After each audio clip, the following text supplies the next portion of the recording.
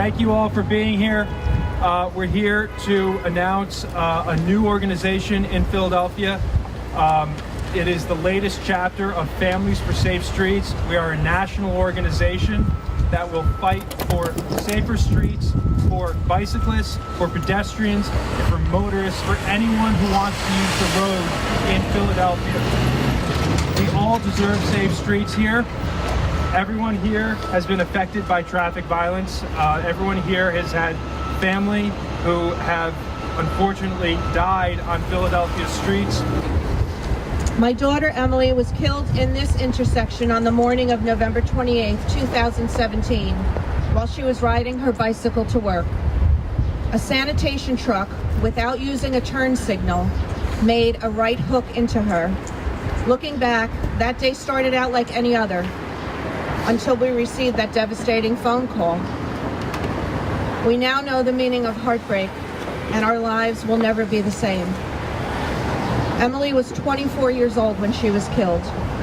I want to make sure that no other parent has to go through what Rich and I and our entire family will be going through the rest of our lives. For several months, we've been working with the Bicycle Coalition of Greater Philadelphia and many other families, brainstorming ways we can advocate to make Philadelphia's streets safer. The trend lines are not good. Last year, more people were killed in traffic in Philadelphia than in 2017, and pedestrians and bicyclists made up nearly half of those people killed.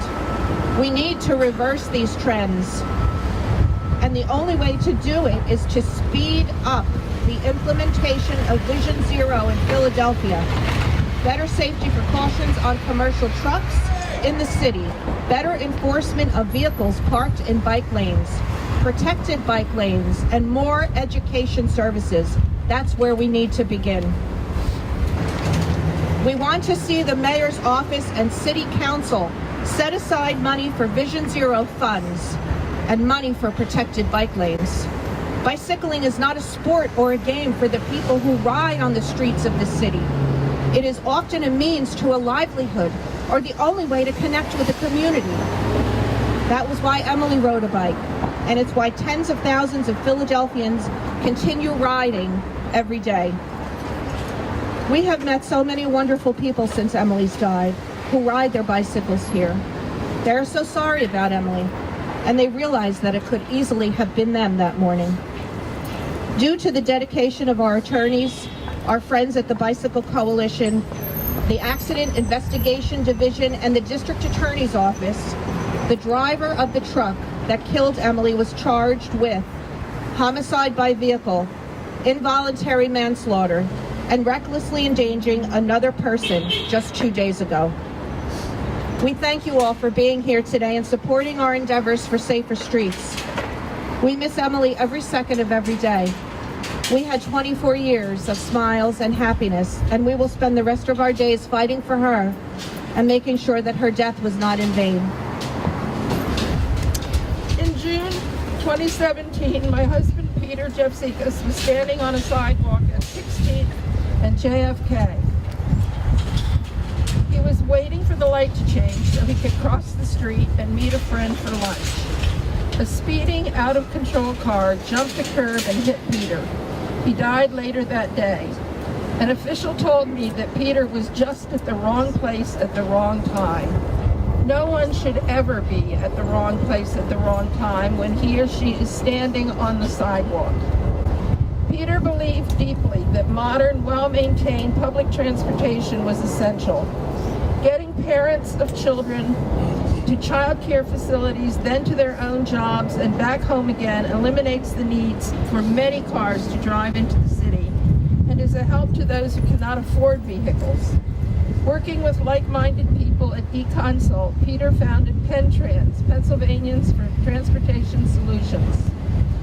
Peter was devoted to developing safer streets by employing all the methods known as traffic calming, concepts of congestion pricing, parking cars outside the city and providing bus transportation into Center City, lower speed limits, dedicated lanes for bicycles, and eliminating excess lanes at Market and JFK Boulevard, to slow the traffic flow.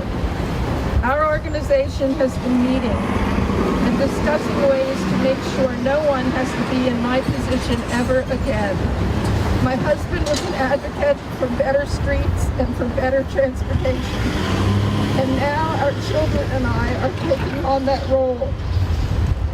Throughout our research with the City of Philadelphia Police Department, we have found several devastating statistics. Between 2017 and 2018, only 16% of drivers who killed a pedestrian, bicyclist, or motorcyclist was charged in Philadelphia, despite, as in Peter's case, there being overwhelming evidence that the driver was at fault. NBC Philadelphia reported earlier this month that there are more than 1,000 hit and runs in the city each month, and few are ever charged for leaving the scene of the crime. With that, our group has several demands for the city and the district attorney's office. First, create a publicly transparent database that tracks the results of crash investigations that cause bodily harm. To this day, nearly 2 years later, I have never seen the end result of Peter's investigation.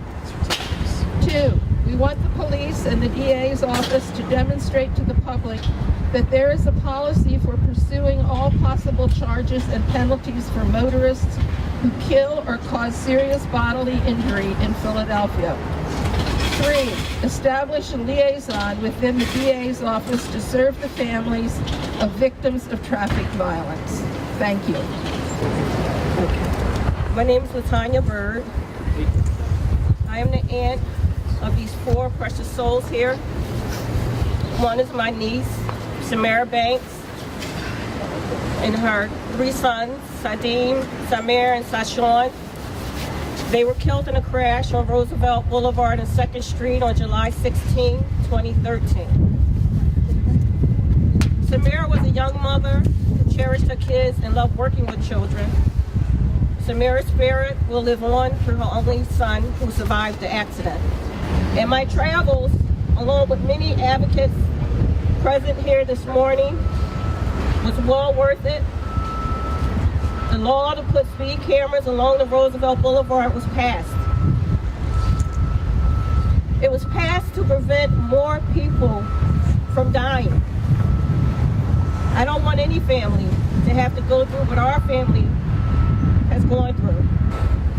I met Ann for the first time that day. She sat next to me and she turned to me in tears and she said, "We have to do something. We have to do something here in Philadelphia."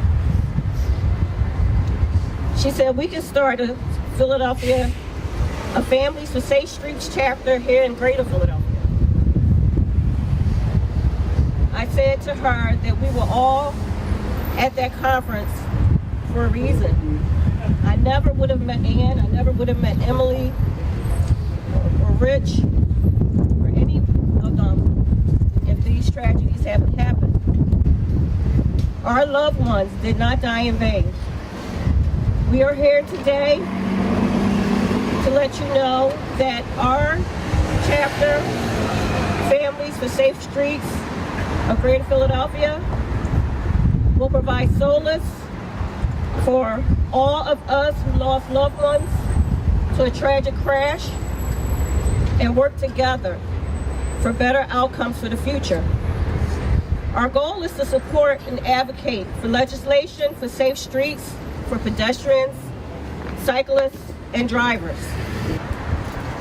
We need Philadelphia City Council to take this legislation and pass legislation that will enable the Philadelphia Parking Authority and City of Philadelphia to utilize this life-saving technology. We need a champion in Philadelphia. We did our part. We advocated for the legalization of life-saving speed cameras on the Roosevelt Boulevard.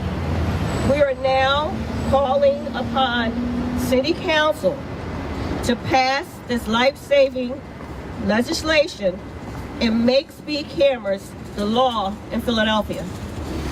Thank you. Thank you everyone for being here. If you have individual questions for anybody, please, you can do that off mic. Thanks.